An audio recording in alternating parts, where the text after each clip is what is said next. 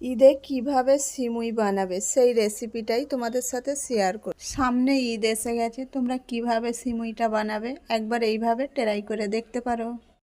এখানে কিছুটা dry fruit আছে, আমি ঘিয়ের মধ্যে ভেজে নেব। তোমরা তোমাদের পছন্দ অনুযায়ী ড্রাই ফ্রুট দিতে পারো। সিমুইগুলোকে একটু ছোট ছোট করে ভেজে নেব। ঘি দিয়ে সিমুইগুলো ভেজে নেব। সিমুইটা ভাজা হয়ে গেছে, নামিয়ে নেব। সিমুইটা আমি লিকুইড দুধ দিয়ে বানাবো। তেজপাতা দেবো, গোটা গরম মশলা দেবো। 500 গ্রাম দুধের সাথে চিনি থাকছে 250 গ্রাম। দুধটাকে ঢেলে নিলাম। এই কড়াইয়ের মধ্যে আমি একটা কন্ডেন্স মিল্ক বানিয়ে নেব।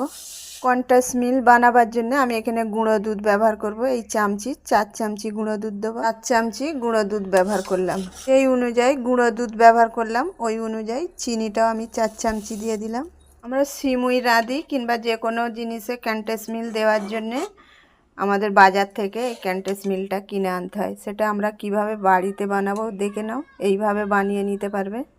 আচ্ছা, এর মধ্যে বেকিং সোডা একটু ব্যবহার করব। আর বেকিং সোডাটা দিয়ে আর জাল করলে হবে না, বন্ধ করে দিতে হবে গ্যাস।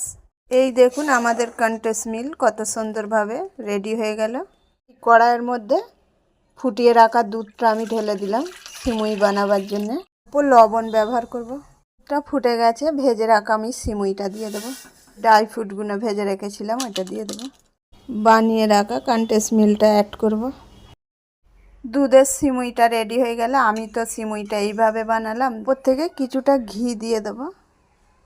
সিমুইটাকে পরিবেশন করা যাক।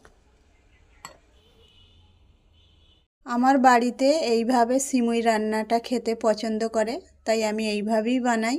তোমরাও একবার এইভাবে বানিয়ে দেখো, একদম অসাধারণ স্বাদ। এই রেসিপিটা ভালো লাগলে অবশ্যই একটা লাইক, শেয়ার, কমেন্ট করো। টাটা।